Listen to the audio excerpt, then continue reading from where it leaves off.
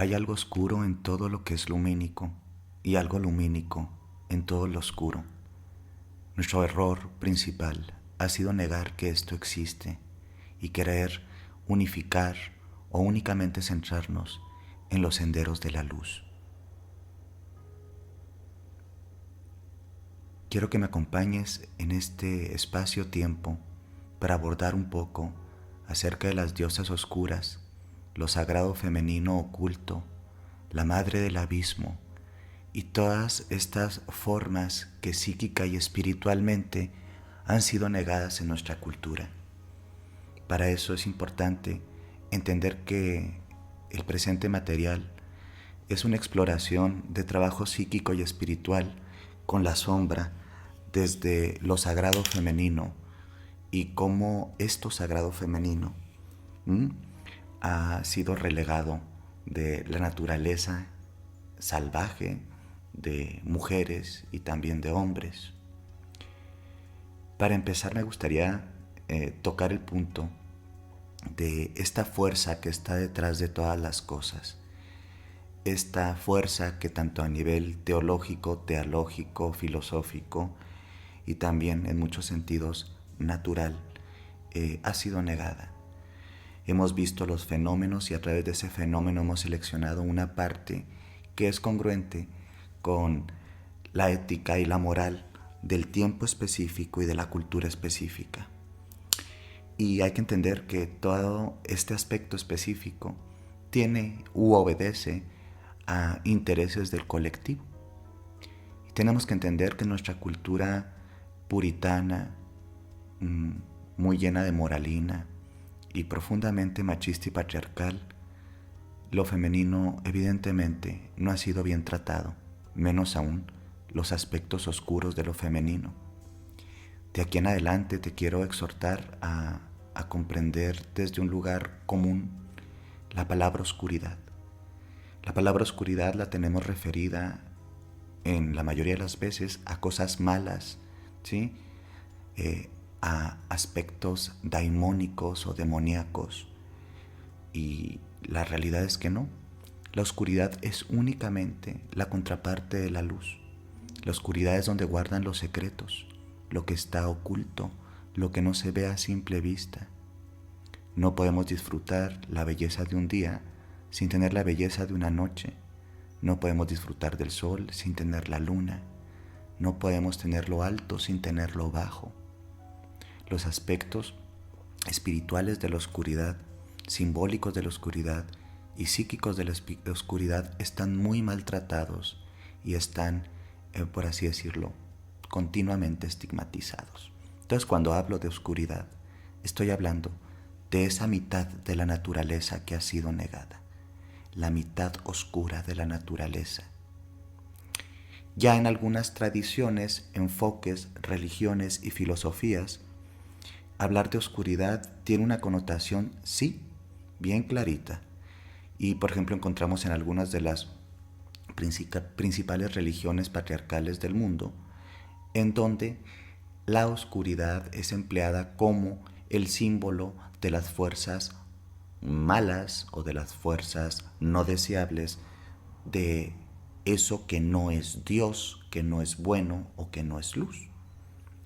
Pero francamente y entendiéndolo desde un lugar así como tiene que ser metafórico, si la divinidad es en todo y todo es la divinidad, también la oscuridad es divina e incluso es creada, ¿sí? Y representada por eso que llamamos lo divino. Y hoy vamos a abordar un poquito de esto que es lo divino femenino oscuro.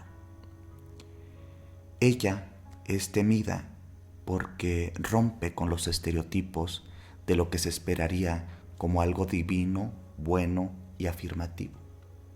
Entonces muchas diosas de la antigüedad han sido demonizadas porque debemos de entender que en muchos sentidos los demonios de las religiones modernas no son más que las divinidades de las antiguas tradiciones espirituales o religiones. Y aparte de eso, gran parte de sus atributos han sido negados porque representan esquemas de la natura y de, evidentemente, la naturaleza humana, que han sido peligrosos, entre comillas, y mal vistos por el sistema dominante.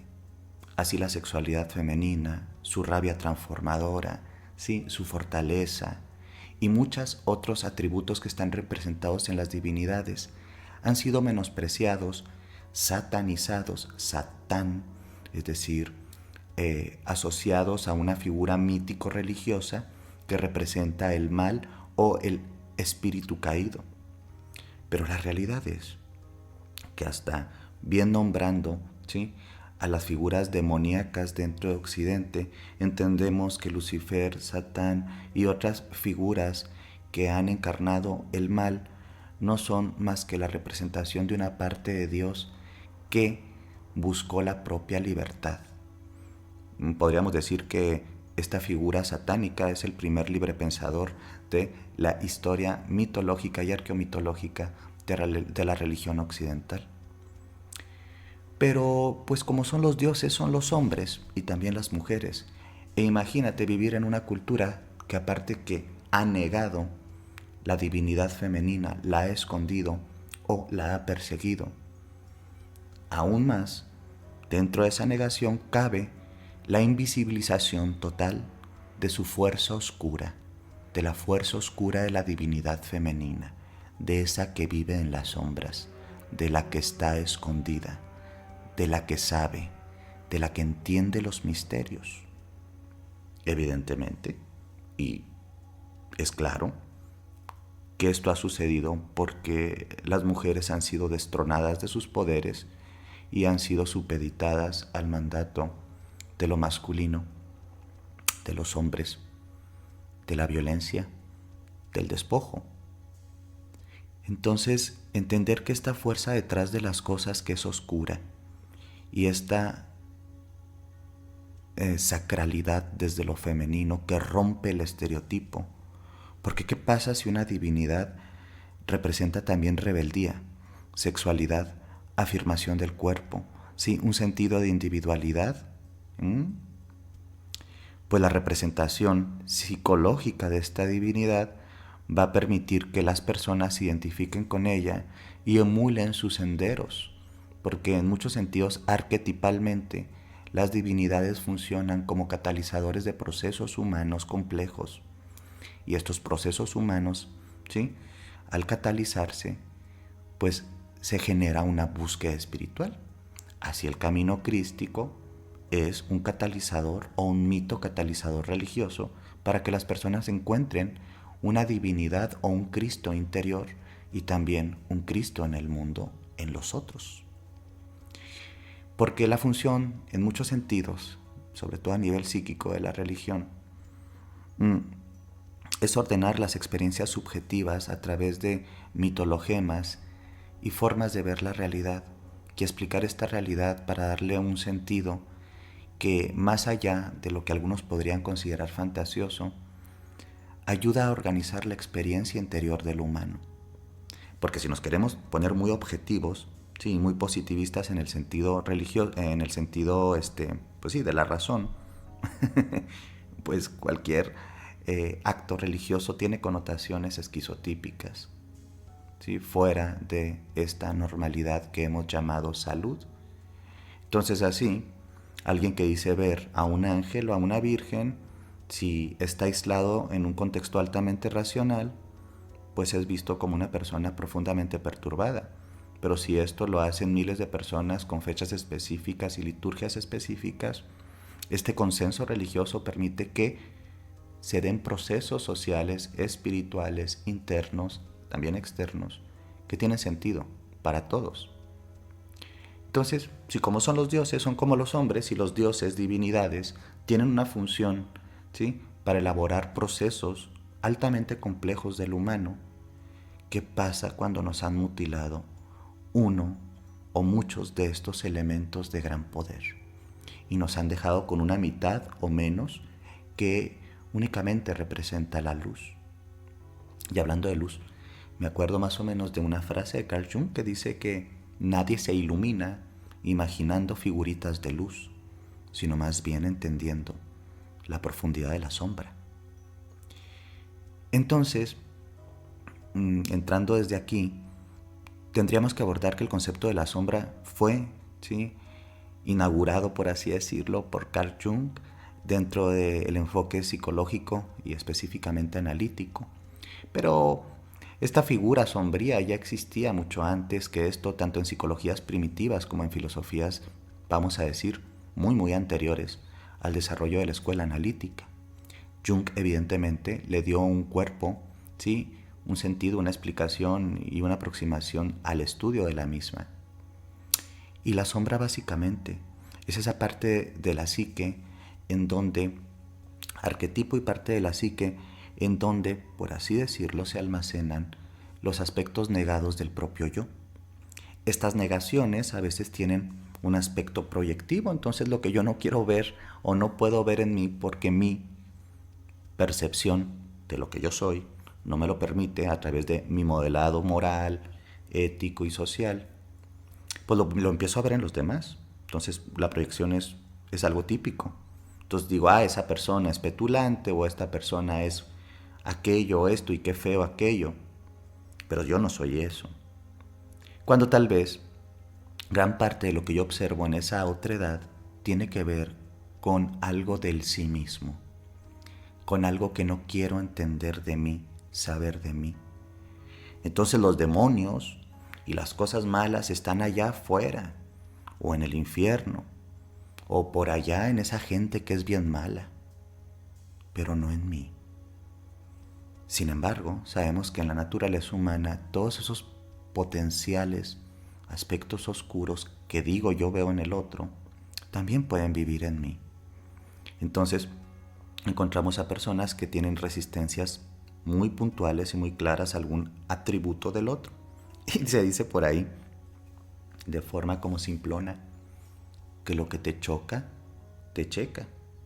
Es decir, es muy probable que tengas que preguntarte qué tienes que trabajar en ese aspecto de la sombra en el otro que puede representar algo en ti.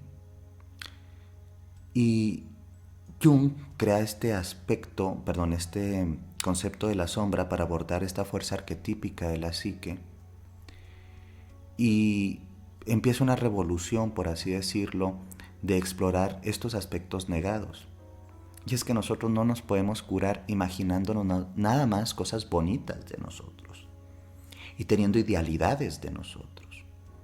Hemos de confrontar nuestra naturaleza completa, que es claroscura.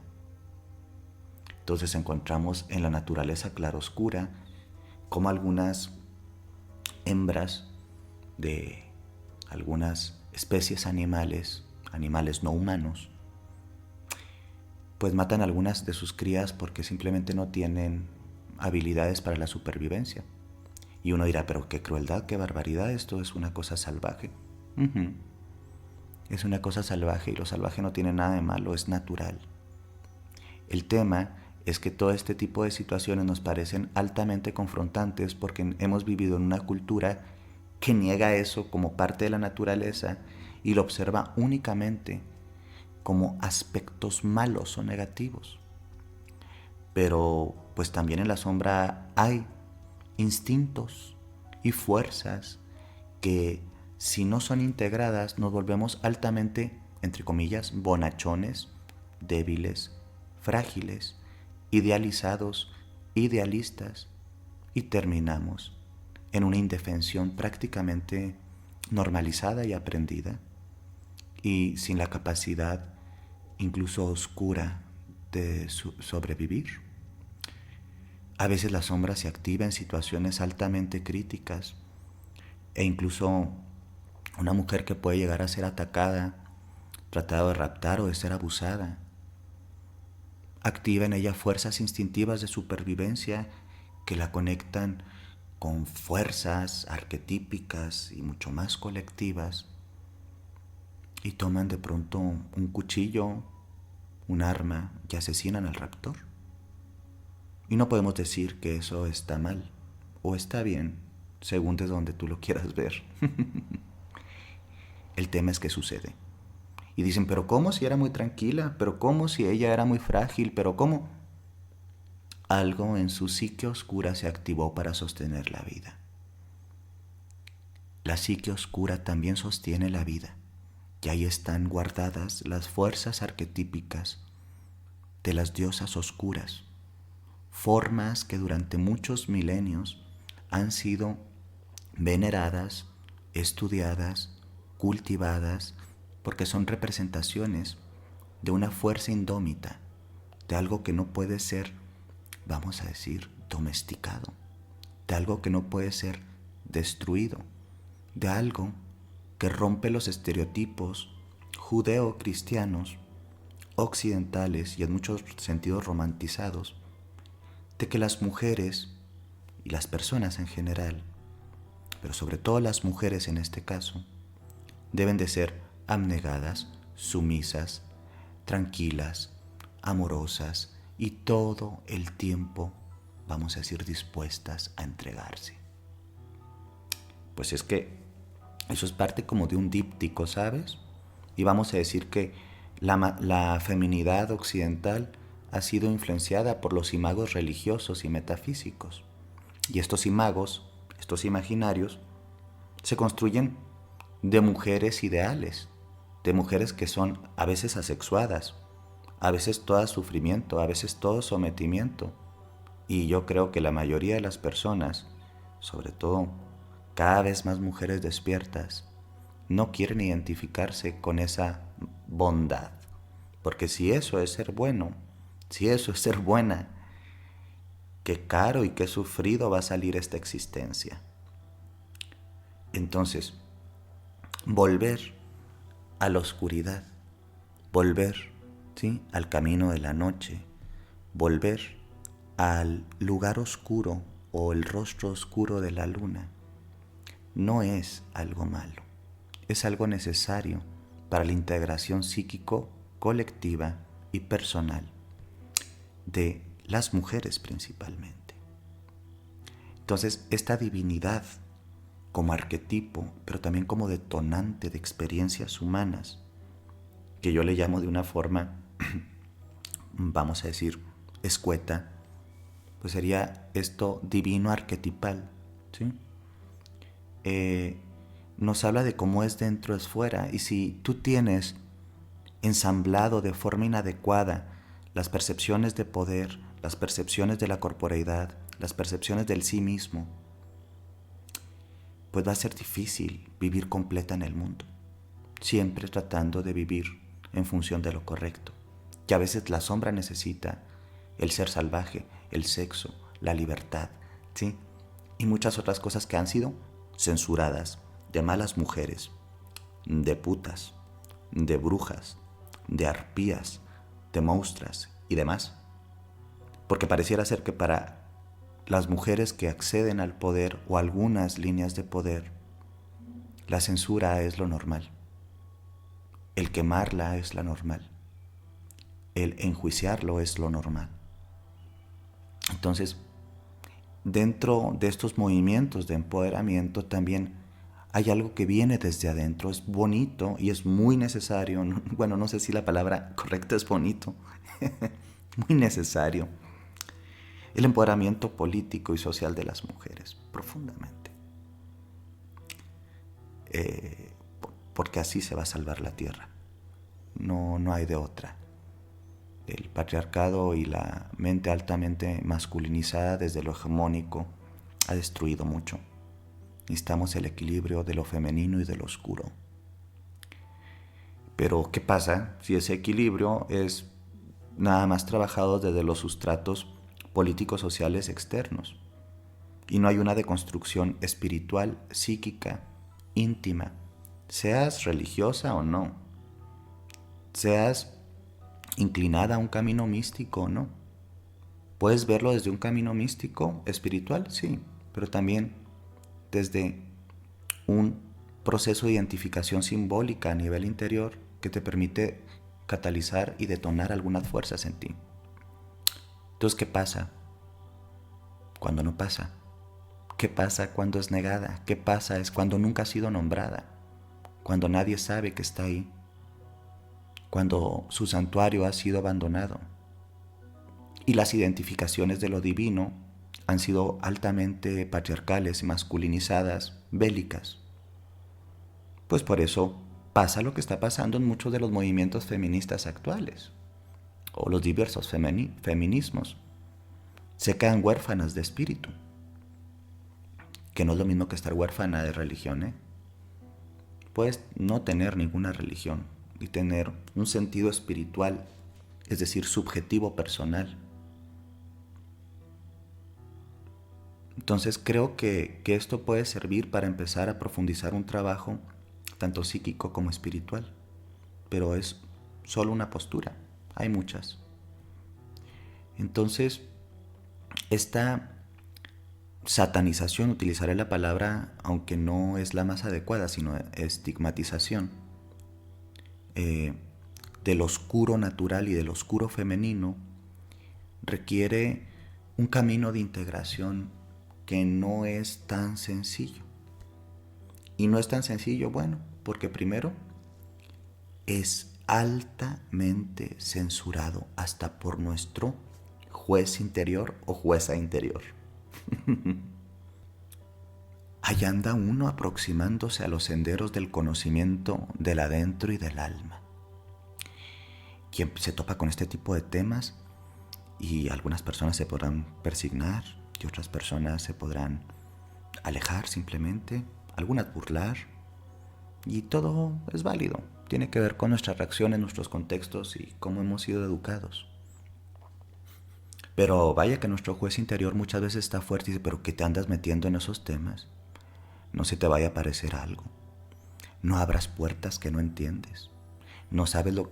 Bueno, no hay tanta cosa que podría ser un conjunto de pavadas interminable. Que lo único que manifiesta es una representación o resistencia psicológica al cambio a través de un autoboicot, juicio y muchas veces invalidación de un nuevo campo de estudio, aproximación o una forma de vivir.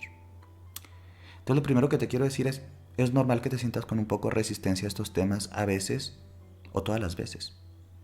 Tiene que ver con algo natural. Hemos sido educados para ser parte de un rebaño. No hemos sido educados, educadas para ser una loba salvaje. Nos han integrado la idea de que es adecuado someterse y buscar a alguien que nos guíe.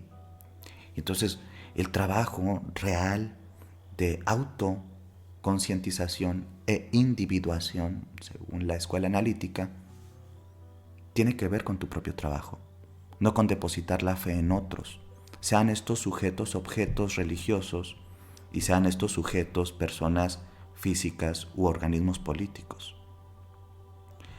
Una máxima en la rebeldía espiritual y en el empoderamiento es dejar de ceder el poder y dar el poder a lo institucional, sí, a lo simbólico o a lo personal en el otro.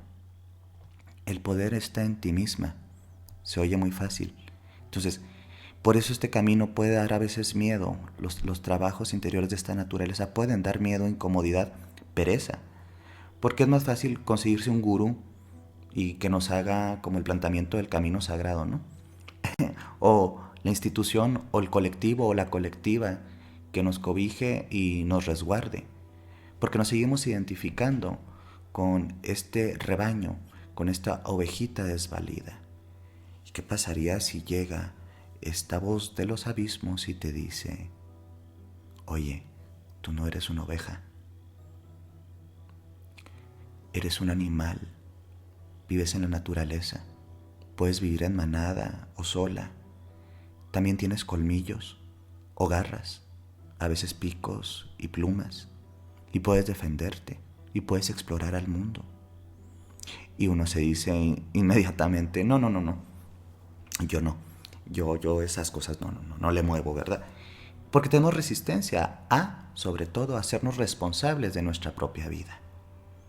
Y en la integración con la oscuridad, con la sombra, con este camino de la noche, conlleva la aceptación, en muchos sentidos, de la propia responsabilidad, de los propios errores, y de los errores como detonantes también de cambios y, como ya lo dije, catalizadores para los procesos personales.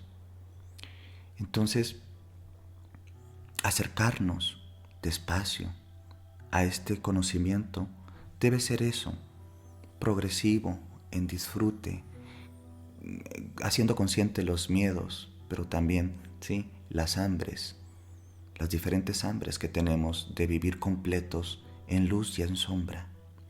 Hay una imagen, sí, que tal vez has visto, que la conocemos como el yin y el yang. Y en esta imagen hay una mitad lumínica y una oscura o negra. Y hay un puntito de luz y un puntito de oscuridad en la cara opuesta de la imagen. Este símbolo del yin yang, que también es asociado al Tao y a otras disciplinas, es un hermoso símbolo de nuestra unidad psicológica, personal y biológica, social y de todo. Porque hay un poquito, por así decirlo, de oscuridad y de cosas escondidas en la luz. Y hay una luz guardada también en la oscuridad. Una luz bella, una luz hermosa.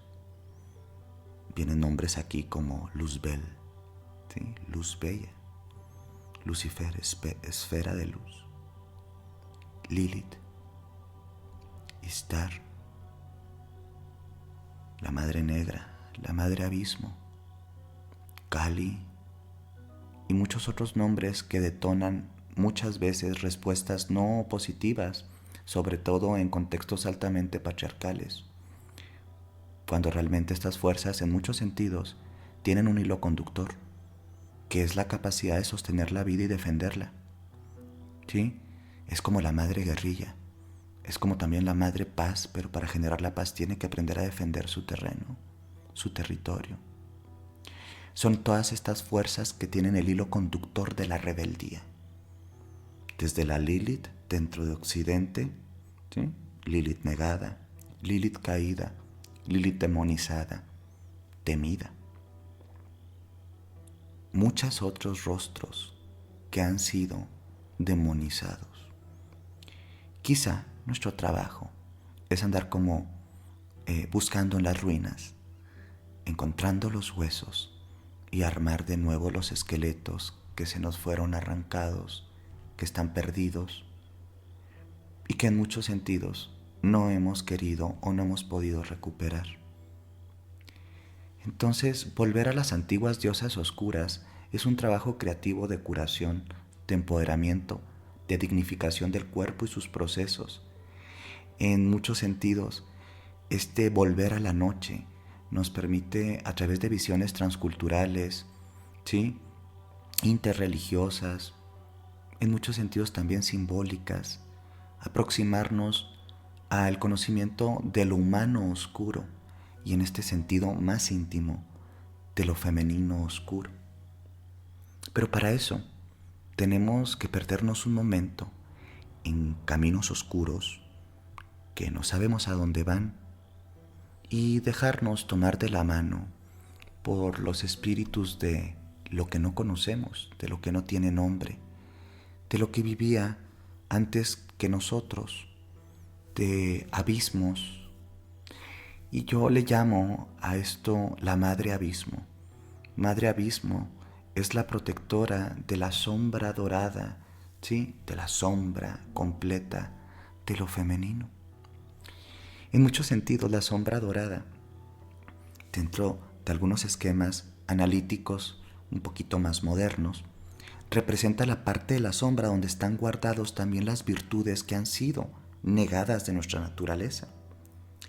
En la sombra dorada está, por ejemplo, la rabia transformadora de la mujer, de lo femenino.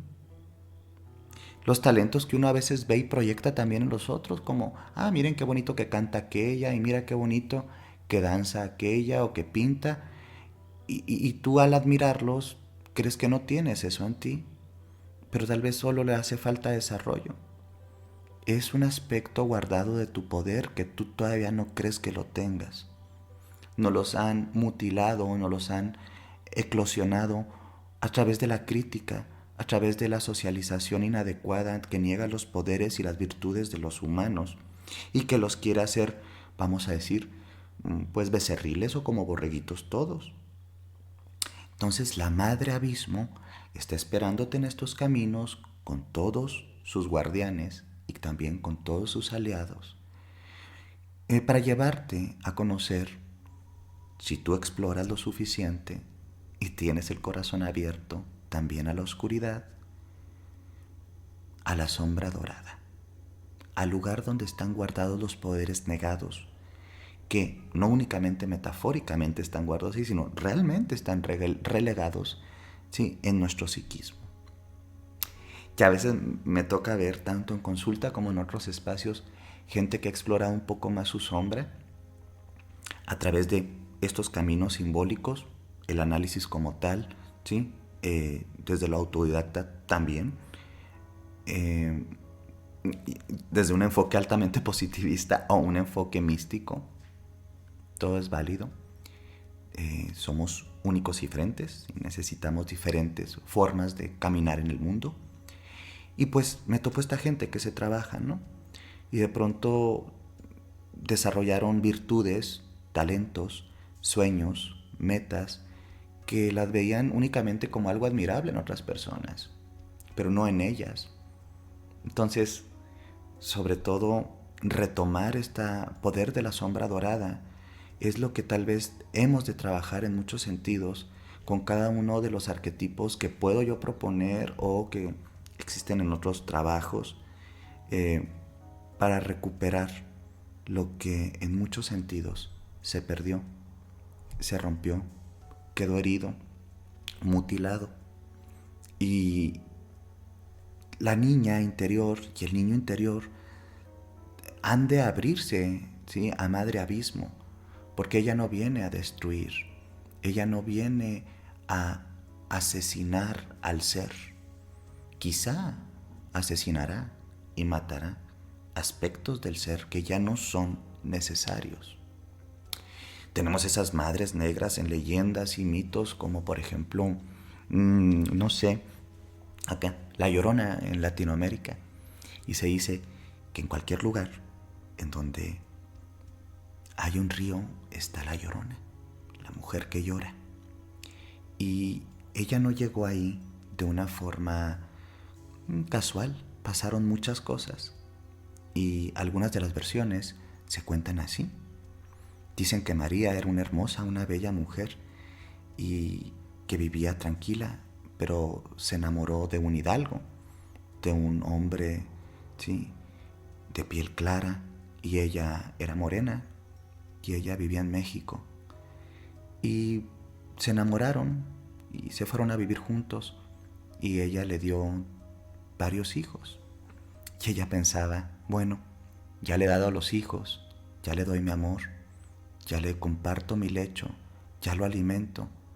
Claro que seré su esposa. Y ella estaba muy contenta con esa idea. Y un día el hidalgo llegó y le dijo a María que lo disculpara, pero tenía que irse, que esa era su última noche ahí. Y le dijo, perdón María, pero mis padres me han seleccionado una buena esposa y lo siento mucho, pero me tengo que ir. Y María, después del llanto y después del cansancio, se llenó de tanta rabia, de una rabia que no entendía, de una rabia que la dejó ciega y sorda. Y María no sabía lo que hacía, estaba fuera de sí, como si el alma se le hubiera perdido. Entonces tomó a sus hijos, que tenían la piel de ella y la piel de él, los ojos de ella y los ojos de él, y no quería que nada se conservara junto.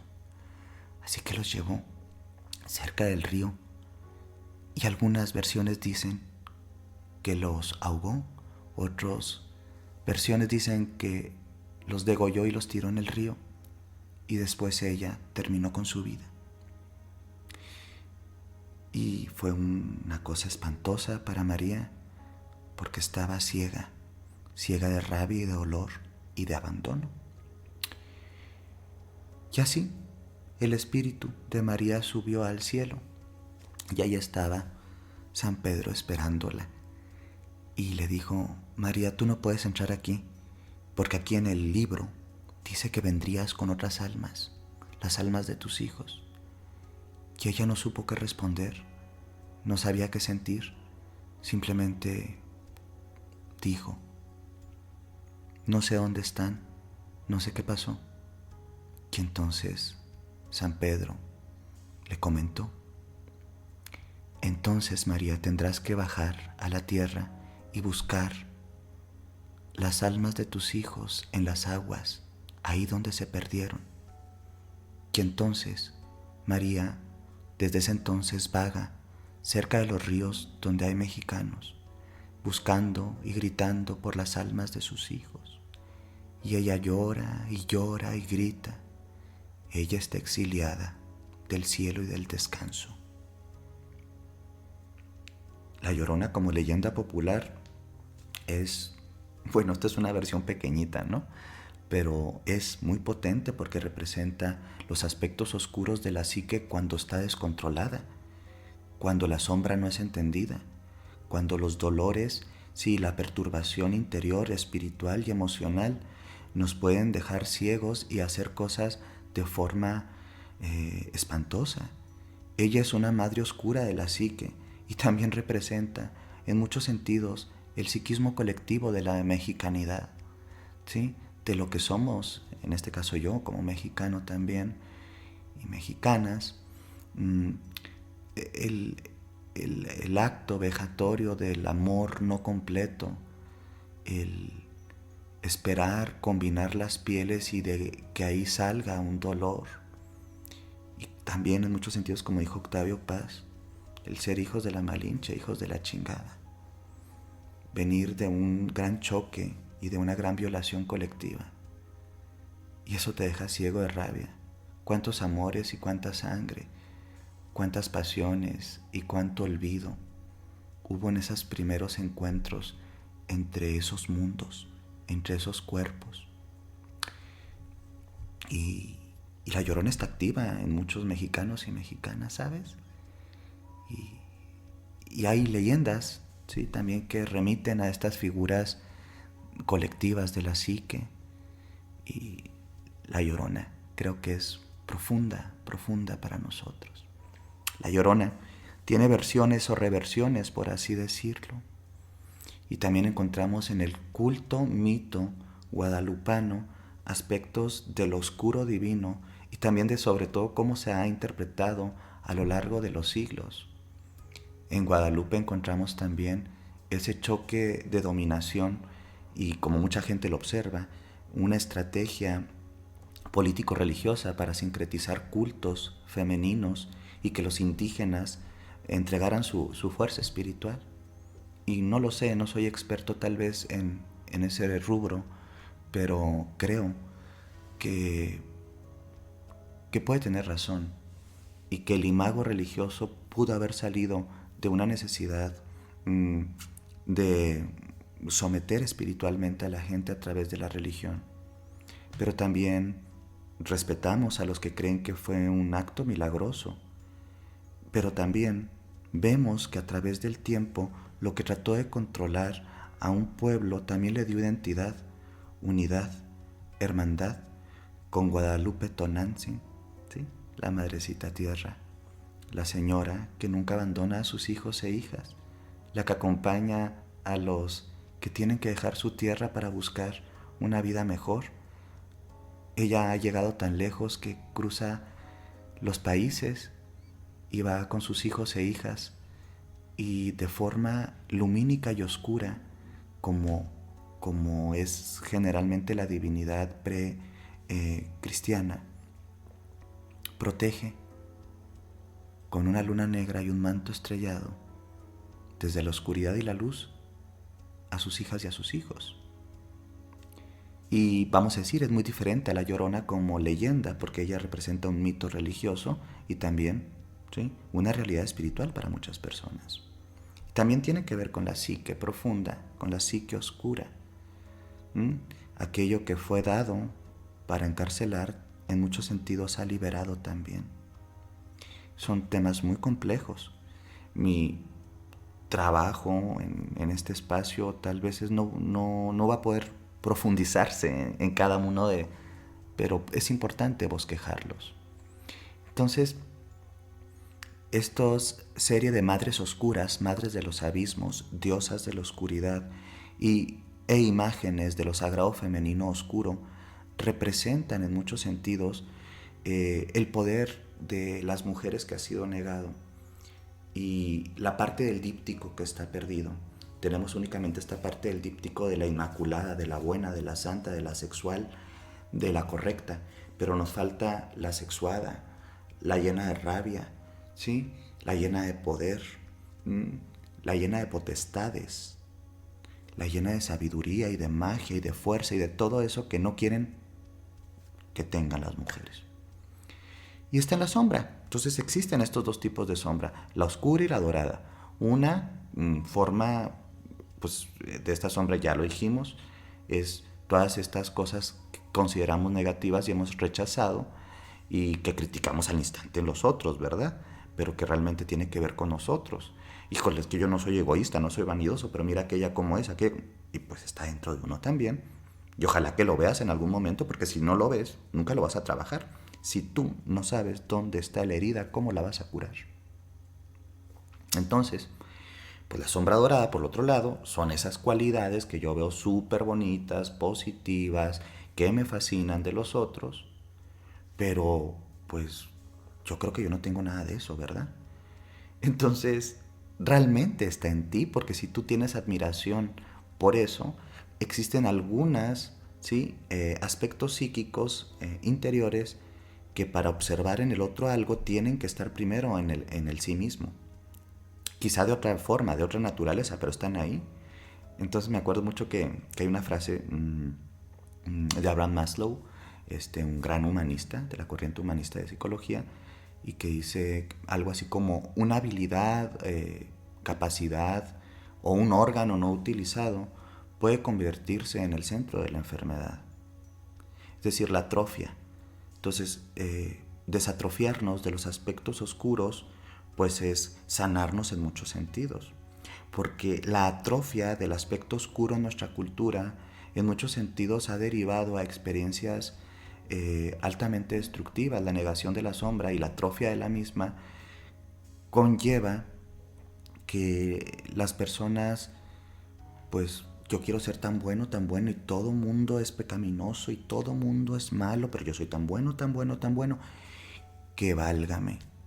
Ese bueno termina haciendo cosas muy malas y no quisiera entrar en críticas específicas, pero basta ver muchas instituciones que pretendían hacer el bien y nos han traído el mal a la tierra. No la oscuridad, porque la oscuridad es de la naturaleza y está muy bien. El mal, ¿sí? La crueldad, lo rapaz, lo violador, lo destructor, lo colonizador, pero siempre escondidito en es por tu bien y para salvar tu alma. Pues entonces, si has llegado a esta parte, te quiero decir que tal vez como buena bruja, como buen brujo, tienes que integrar tus daimones, la han llamado demonios. Son el chivo expiatorio para no confrontar la naturaleza oscura que tenemos. Y pues para invocarlos necesitas acercarte simbólica y a veces fácticamente a la experiencia, a lo que son. Entonces, cada una de estas formas de integrar lo oscuro tiene como un portal, una gran puerta. Y esta puerta le vamos a llamar como la querida Mónica Glusman en su trabajo creativo del oráculo de la mujer sagrada, una herida portal. Un portal que se formó a través de una herida. Y uno a veces entra en esta exploración porque viene con el alma un poco rota o herida. Por abusos, por castración, por omisiones, por abandonos. Y vamos a aprovechar esto como una herida portal para entrar a la oscuridad, a lo íntimo, al templo, ¿sí? Que está más allá del templo, el templo debajo del templo. En la mayoría de las culturas, cuando se van desplazando, sobre todo los pueblos guerreros, y conquistan a otros pueblos, también hacen una dominación espiritual. Y para hacer un tipo de dominación sincretismo, vamos a decir, se combinan los cultos antiguos con los hegemónicos o dominantes de ese tiempo. Y muchas veces el tema geográfico y simbólico de los templos es utilizado, es decir, medio tapan los templos de las divinidades antiguas y ponen templos, ¿sí? Nuevos del nuevo dominante, y la gente pues muchas veces termina sincretizando. Entonces encontramos, por ejemplo, en un montón de lugares, específicamente vamos a hablar Europa, países en donde tenemos mm, la ermita o la iglesia o el templo o el santuario de la Virgen tal o cual o tal o tanto. Y están, por ejemplo, en templos antiguos a Artemis, Diana, Afrodita, Ceres y otras divinidades que tienen que ver con los cultos femeninos. En México y en muchos lugares latinoamericanos sucedió más o menos lo mismo. ¿Sí? Muchas iglesias principales o grandes están construidas en lo que fueron templos eh, de pueblos originarios. Entonces, hagan de cuenta que nosotros vamos a acercarnos al templo que está debajo del templo. Nos han colonizado espiritual, culturalmente y de muchas formas, y recuperar como un aspecto más natural de nosotras mismas, de nosotros mismos, conlleva ir al templo escondido en el templo, lo que está detrás. Algunas vírgenes también, como las Madonas negras o las vírgenes negras, son manifestaciones sincréticas de cultos tardíos a Isis, Isis de Egipto, la Isis negra, ¿sí? La madre de los misterios, de la transformación, de la magia, ¿sí? Isis alada. Y evocan este tipo de cultos que se abrazan, se van uniendo, se confunden, pero también crean algo nuevo, y pues de pronto hay algo oscuro en ellas. Y he oído por ahí, más de 2 veces, que algunas personas, por ejemplo, todavía tienen usanzas dentro de las tradiciones marginales de algunas religiones, es decir, que no son aceptadas por la institución. Pero también la gente que utiliza algunos santos o divinidades para rezarles, para desearles el mal a otras personas. Es decir, rezar como para desear el mal, que es un acto finalmente mágico que tiene explicaciones pues muy complejas, pero tienen que ver con lo humano y las necesidades del humano. Y por temas de colonización y creer que lo bueno es generalmente lo rubio y lo blanco, mucha gente ha asociado a estos espacios en donde rezar para el mal, entre comillas, que finalmente es la necesidad y la frustración y las ganas de justicia, pues a divinidades que vamos a decir no son hegemónicamente blanquitas, ¿sí? O claritas, porque también se hace esta como interpretación de que lo masculino, rubio y solar es bueno, y lo moreno, autóctono o hasta femenino es lo malo, ¿no? Entonces, son formas de entender el templo debajo del templo. Y, sobre todo, también como decía Rumi, pues es que la herida es un lugar por donde entra la luz. Gracias a que tenemos una serie de heridas, empieza nuestra hambre para explorarnos, nuestra hambre para ser nosotros, para hacernos más completas, más completos. Entonces, a caminar sin miedo, con Madre Abismo. Y si tenemos miedo, caminemos aún así, porque el miedo es una respuesta totalmente válida a estos temas cuando no hemos sido educados en los mismos. Y podríamos como entender que estas fuerzas no son imaginarias, existen, tanto por la fuerza psíquica interior como la colectiva, pero también como la serie de impresiones emocionales que se han puesto en ellas durante muchos años. Es una representación, y digo años son siglos, a veces milenios, porque son representaciones de lo humano divino y de lo divino en lo humano. Y aquí, ante ella, recordemos las palabras de cuando miras, ¿sí?, al abismo, el abismo también te está mirando a ti. Va a haber cosas que se activan a veces de forma irracional, extraño, llantos guardados, rabias que no sabía que estaban ahí. Y quiero que te des la oportunidad de transitarlo de forma no juiciosa, desde un lugar compasivo, desde un lugar lúcido, bueno, ¿sí?, para ti. Y pues a mi entender y con las herramientas que tengo, pues podremos ir catalizando una serie de, vamos a decir, potestades o fuerzas que están como dormiditas. Pero para eso, para volver al poder de la noche y al poder de las diosas oscuras, tenemos que entender un poquito de la medicina que cada una de ellas puede traer. Yo no podré abarcar todas, pero abarcaré algunas que creo que son interesantes. Entonces, pues demos espacio en el corazón a que también la noche sea, espacio en el cuerpo a que también las cosas que nos dijeron que son malas existan, espacio en el alma para que la parte que fue negada, expulsada de los paraísos, rota y censurada, también sea aquí en la tierra.